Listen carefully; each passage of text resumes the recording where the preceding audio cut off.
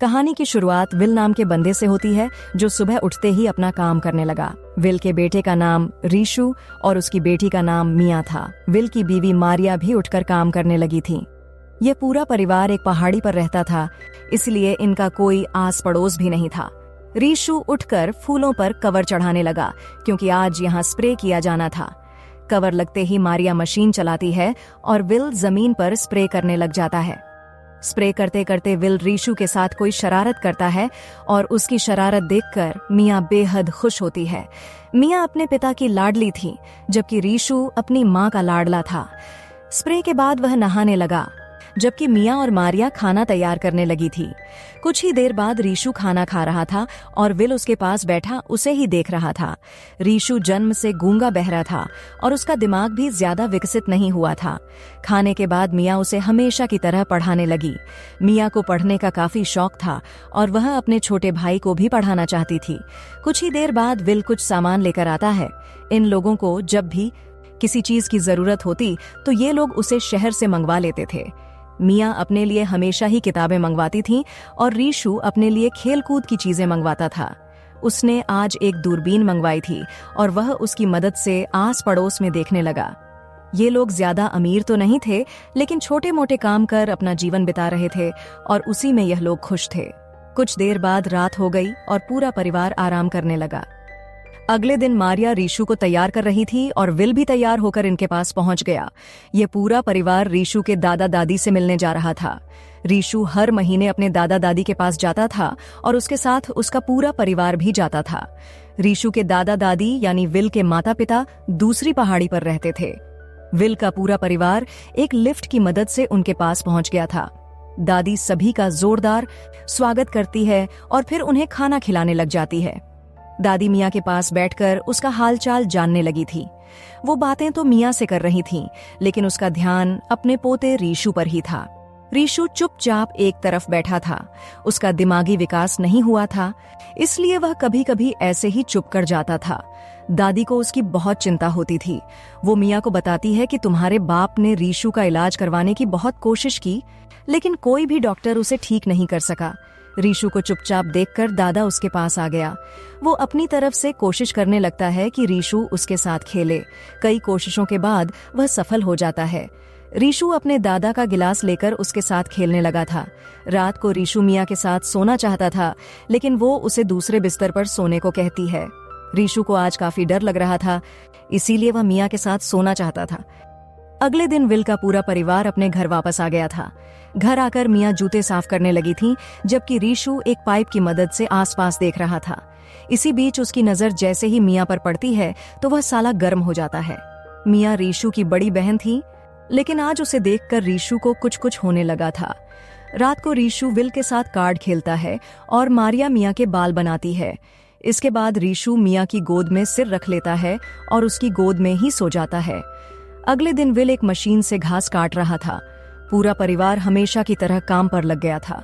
काफी देर घास काटने के बाद विल आराम करने लगा और उसकी जगह रीशु घास काटने लगा। रीशु घास काट ही रहा था कि इसी बीच मशीन बंद हो जाती है। रीशु उसे स्टार्ट करने की कोशिश करता है, लेकिन फिर भी मशीन स्टार्ट नहीं होती। मशीन की चुप्पी ने विल का ध्यान भी खींच लिया था। वो रीशु को पीछे ही रोकना चाहता था क्योंकि आगे पहाड़ी खत्म थी। इसी बीच रीशु मशीन स्टार्ट कर लेता है। वो जैसे ही आगे बढ़ता है तो मशीन धड़ाम से नीचे गिरती है और पूरी मशीन टूट जाती है। मशीन की हालत देखकर विल गुस्से से लाल हो गया था। रीशु भी समझ गया था कि अब उसे बहुत मार पड़ने वाली है, इसलिए वह डरकर वहां से भाग जाता है।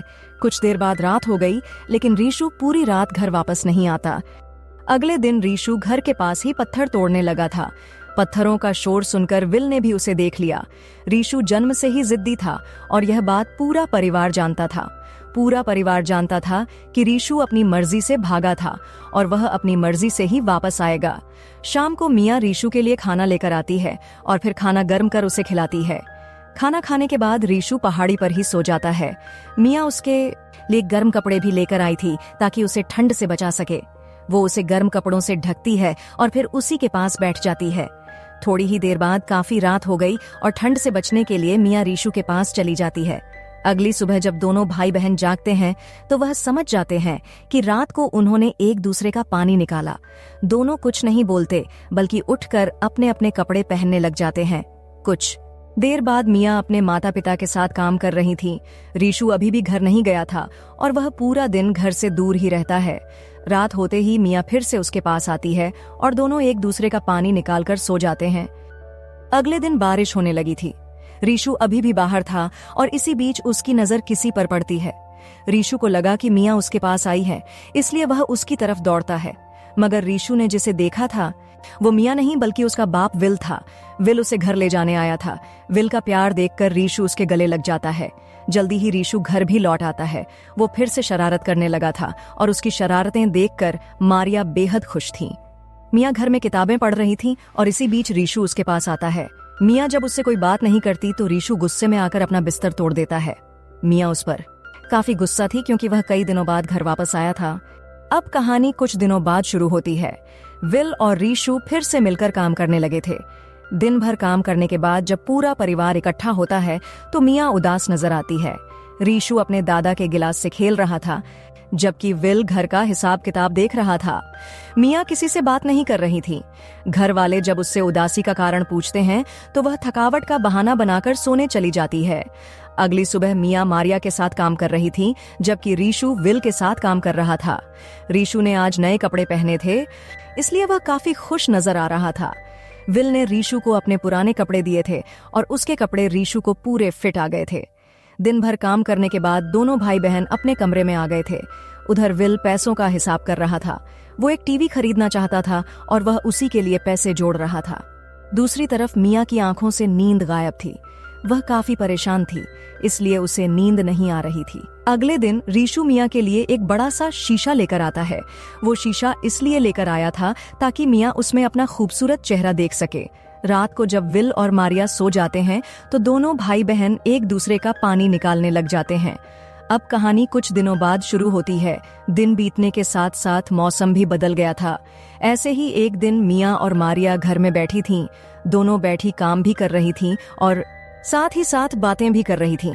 बातों ही बातों में मियाँ कहती है कि मैं कुछ बताना चाहती हूँ। मारिया उसकी बात सुनने को तैयार थी लेकिन काफी कोशिशों के बाद भी मियाँ कुछ नहीं बोलती। मारिया जब उसके पास आती है तो मियाँ उसे गले लगाकर कहती है कि मैं पेट से हूँ। उसकी बात सुनकर मारिया कुछ नहीं बोलती। जल्दी ही मियाँ ने मारिया को सब बता दिया कि उसके पेट में रीशु का बच्चा है। यह सब जानकर मारिया बेहद दुखी होती है। यह बात अब विल को भी बतानी थी क्योंकि वही मियाँ की सफाई करवा सकता था। कुछ ही देर बाद मारिया ने विल को सब बता दिया कि मियाँ रीशु के बच्चे की माँ बनने वाली है।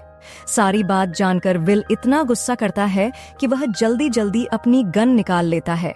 मारिया उसे रोकने की कोशिश करती है और उनका शोर मियाँ ने भी सुन लिया था। विल जल्दी जल्दी गन में गोलियां डालता है।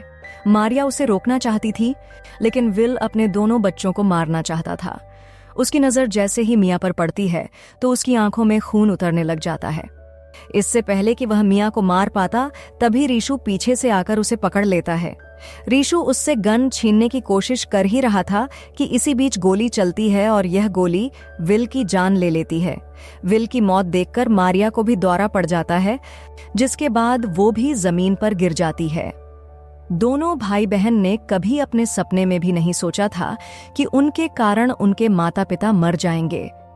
जल्दी ही दोनों ने अपने माता पिता के फ्यूनरल की तैयारी कर ली।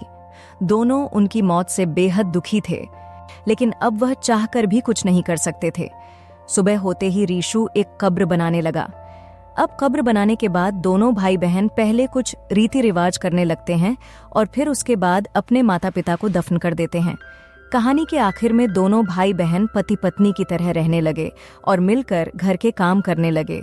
इसी के साथ इस कहानी का यही अंत हो जाता है।